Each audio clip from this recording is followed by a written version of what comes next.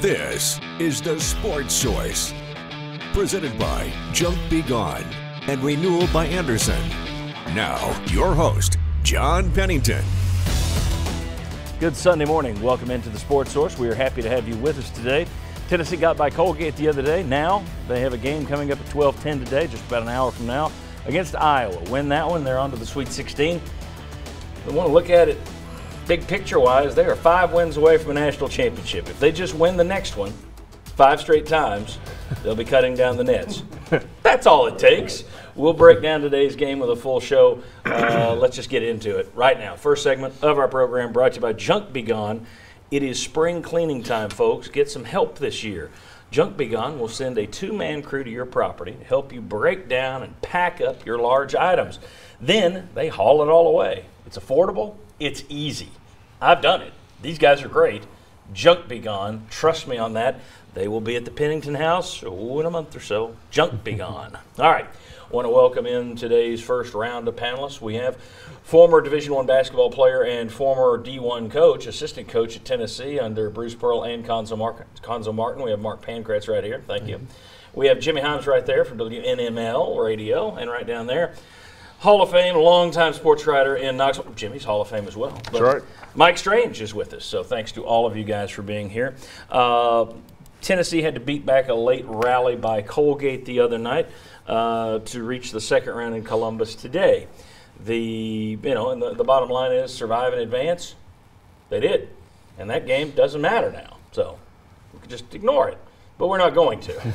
The guys on the national talk shows, as soon as that game ended, Ernie Johnson Jr., Clark Kellogg, Kenny Smith, Charles Barkley, they were talking about the leadership of this Tennessee team. Never panicked, clutch shots, veteran, ice in their veins, that kind of stuff. That was the national takeaway on this number 2 seed. Struggling a little bit with Colgate. What was the local take? What were your takeaways, gentlemen? I'll start with the media guys down here. It wasn't mine. It depended on when you asked that question. The last few minutes, yes. But when you're up 9-0 and 36-20, and then you blow that lead, and I thought there were a lot of ill-advised shots. I thought there was ball handling issues. I thought they didn't play very good defense during that stretch. Now, they recaptured that when they got behind Colgate late in that game, and Schofield hit those clutch threes. But I thought there was a stretch in there where Tennessee did not play like a veteran team. No, they didn't, but I'll go with yes, because at crunch time, they did. So I'll give the TBS and TNT guys the thumbs up on playing with poise at the end of the game. Any other takeaways from that one, though? Things you liked, didn't like coming out of that Colgate game? Well, we got some keys to the game. Well, you can go ahead and touch on it. Well, I'll say one of them right now. I just think Grant Williams has got to get involved in the first half of some of these games. He's his teammates to get him more involved, and he needs to get more involved. Yeah, I thought you're waiting for them to go inside out. They finally do. They get it inside to Grant Williams, and he immediately kicks it back out for a 3. They hit the 3, but my first thought is, you're the SEC Player of the Year, and that's Colgate. Go put the thing in the basket. We'll be talking about keys later, Yep. but I agree with you 100%.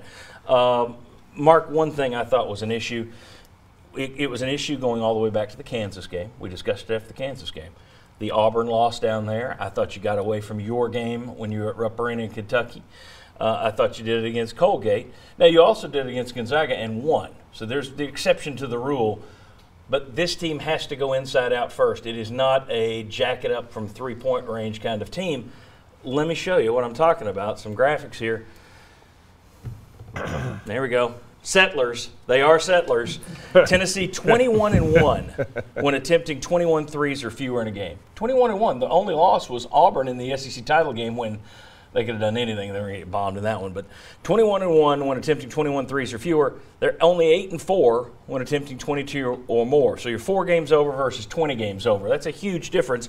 And they talked to Rick Barnes and Lonnie Turner after the game, and they said it's frustrating because we know what it's done to us in all 5 of our losses, meaning settling.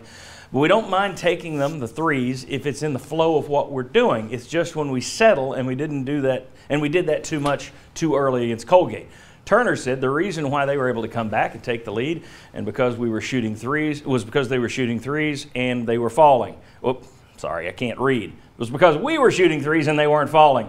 They were getting out and running and getting threes and had us scrambling and working, really taking up the clock, making us work defensively. We were taking quick threes. When we kind of ran our offense, got to the plays and sets, attacked the rim, it was more effective for us.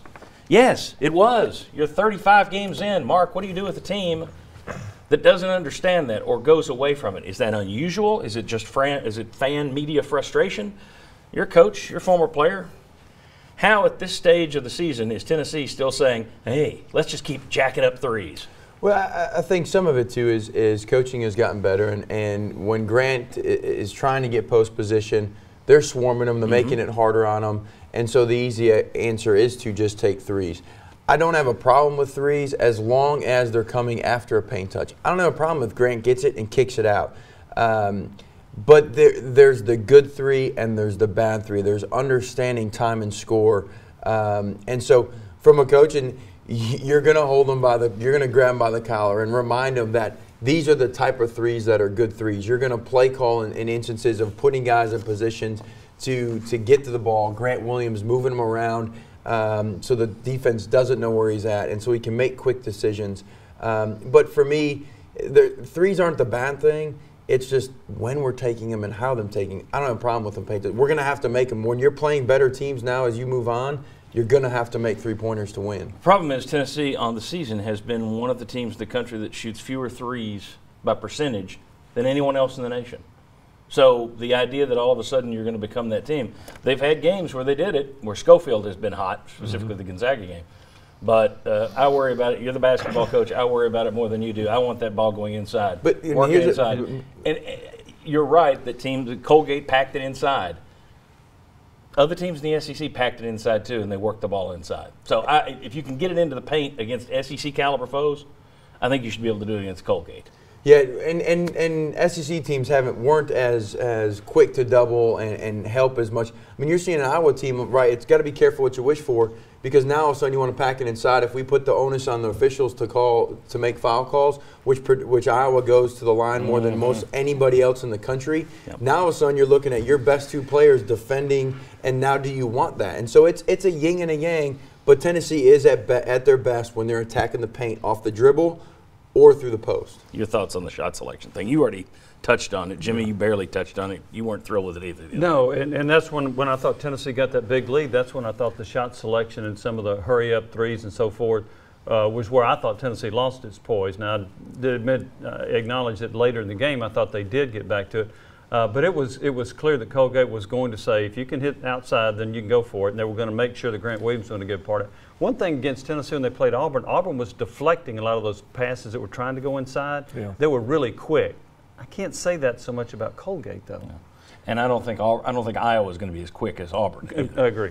Yeah. Threes are oftentimes an easier out as well, right? You can take a three as opposed to having to work harder to drive it to a spot. Moving bodies, moving the ball, that takes more energy. And when you're really only playing 6 guys, I mean, yeah, you played Fulkerson maybe 10, 12 minutes, but that's another part of it of how this team has the lack of depth. I also think, outside view here, if you look at these teams like Auburn, they jacked up the threes constantly.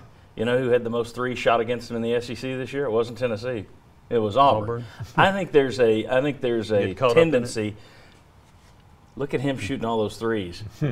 I'm going to shoot some threes. Is there any aspect of that gets into a ball player psychology? Well, yeah, I think so. And if a team makes 2 or 3 of them, that's why percentages you'll see a lot of an NBA. That's why percentages are shooting more threes, and you can go on a quicker run and get back in it. It's the easy answer to try to get back into a game or to pull away. All right, very good. When we come back, we're going to talk about Iowa. We're going to introduce you to the Hawkeyes. We're going to talk through matchups. We're going to show you their schedule, Tennessee's schedule, some impressive things there that haven't gotten enough attention, I don't think. We start the matchup talk next on the Sports Source. Come on back.